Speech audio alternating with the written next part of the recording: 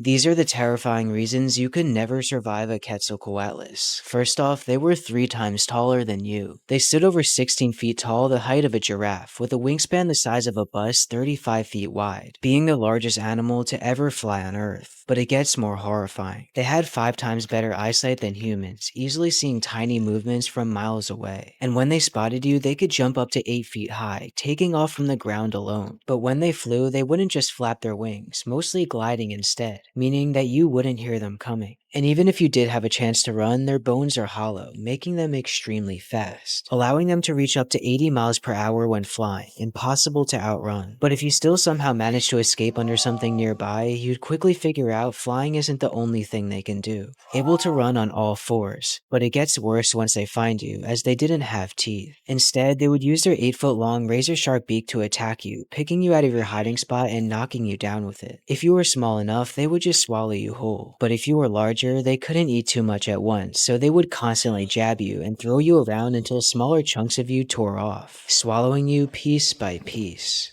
Have you ever wondered why everyone hates the sunfish and often call them the world's most useless animal? What's the reason? Well, first off, they can barely even swim. Unlike most fish, they have something called a clavus, which is basically just a stub instead of a tail fin, making it extremely hard to move around, often causing them to get stuck on the surface of the water and cooking to death from the sun, or aimlessly floating around, unable to turn. But they get weirder. They're entirely defenseless, where predators will attack and take bites of them, but they'll just keep swimming, because their brains are the size of a walnut, and although they can feel pain, they can't really understand what's happening, simply doing nothing about it. Not only that, but their bodies are bony and rubbery, where predators will usually just bite and spit them out because of how bad they taste. Even fishermen don't bother catching them either, as the only thing that likes eating them is parasites. Sunfish typically have over 40 different species of parasites living on their bodies at once. Being so infested, seagulls will land on them just to eat them off. On top of that, their mouths are permanently open due to their odd bone structure, unable to fully close it, surviving by simply floating around, hoping something drifts into their mouth like plankton or jellyfish. But despite all of this, they've been around for over 45 million years, longer than humans, and outlived many other species, simply by doing nothing. These are the terrifying steps you would face if you got chosen to fight in the Colosseum. First, Roman guards would break down your door and pull you out of your home. If you couldn't pay your debt, were a criminal, or even a slave, you could get chosen at any random moment. Next, they would shackle you up and drag you through the streets, scraping your entire body as they made their way towards the Colosseum. But it gets more brutal. They'll then march around with your body through crowded streets as an example, letting people spit or hit you as they dragged you everywhere. And eventually, you would be taken underneath the Colosseum, pulling you through a dark hallway into a holding cell with nothing in it except a cold floor, forcing you to stay in the cell for multiple days or even weeks as they decided your fate and advertised your upcoming fight. And it was nearly impossible for you to sleep, hearing the crowd chanting all day and people dying directly above your head. Even at night, you would hear wild animals as they kept them in the same room as prisoners. Next, after all this waiting, on a random day, they'll suddenly unlock your door and pull you out. You're now about to discover your fate. If they gave you weapons and armor, you could possibly be a gladiator, fighting other prisoners, having the best chance at survival. But if they handed you a dull wooden sword or a towel, your life was already over, facing the punishment called damnatio ad bestias, being thrown into one final small pitch-black cell, hearing the crowd roaring around you, praying to fight something easy. Eventually opening the door in front of you, walking out, and seeing a crowd of over 50,000 people cheering for your death. And in a moment of truth, the Roman guards will raise a small platform within the Colosseum, being met with whatever animal you have to face, which they specifically starved and agitated. You could try to fight back, but the best thing you could do is accept your fate.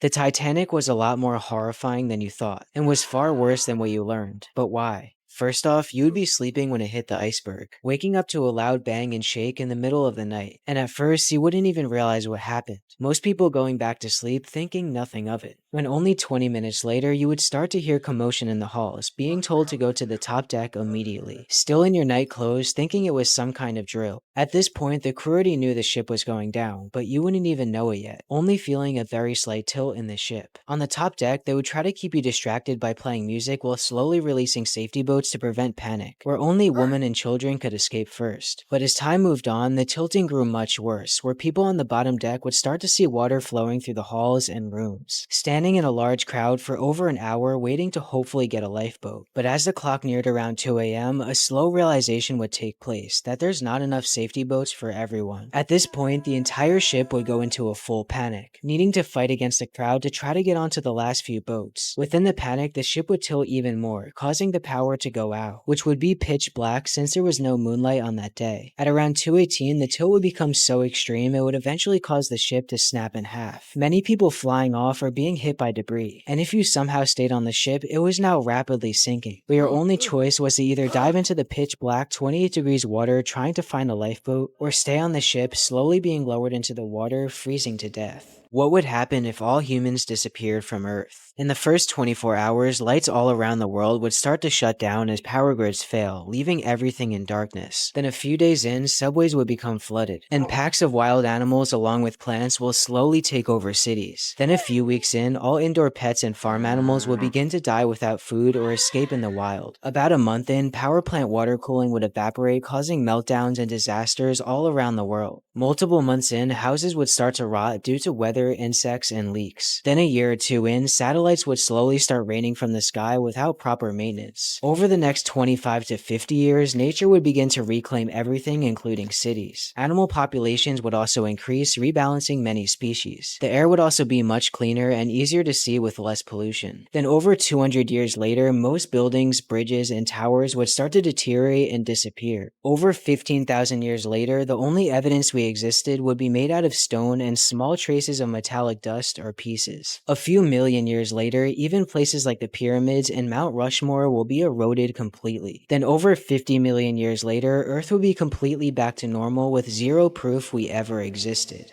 How did this farmer become the most feared sniper in history and earn the nickname White Death after slaying hundreds of people? It all started during the Winter War in 1939, where a soon-to-be deadly man named Simo served as a sniper for the Finnish army. But he wasn't like the rest of the snipers and was so good at hiding he literally caused paranoia in the entire Soviet army. But how? First off, he never stayed in place or in a sniper nest. Instead, he lurked in the forest by himself, burrowing himself under the snow in a white camouflage suit, making him practically invisible. And every time he took out a few targets, he would move. He would also snipe without a scope, preventing glints, and was an experienced hunter knowing all the best spots. Becoming such a threat, the Soviets began sending entire artillery barrages near random areas in the woods, hoping to hit him, and even had an entire sniper force specifically looking for him. But they still had no luck, continuing to take out hundreds of more soldiers, making the Soviets terrified of the woods. Until one day, a Soviet finally spotted him, taking an explosive round to the jaw, being pulled out of the war, and somehow still making a full recovery, with a total of 500 confirmed fatalities. Have you ever wondered why nothing attacks a capybara? They seem to be friends with nearly every living being on the planet, but why? First off, capybaras are naturally calm and very social creatures. They don't care if you go near it or bother them. They're also herbivores, so there's no need to attack other animals and are basically friends with everything. Known to hang out around caimans without getting attacked and also riding on top of them, where even extremely vicious animals like jaguars and pumas are seen chilling with them as well. But still, why don't these deadly animals attack it? Well, in reality, you've been lied to. Because most of these clips you've seen of them chilling around these predators is simply because they're already full. We're just too lazy to hunt them at that moment, meaning capybaras aren't always seen as friends.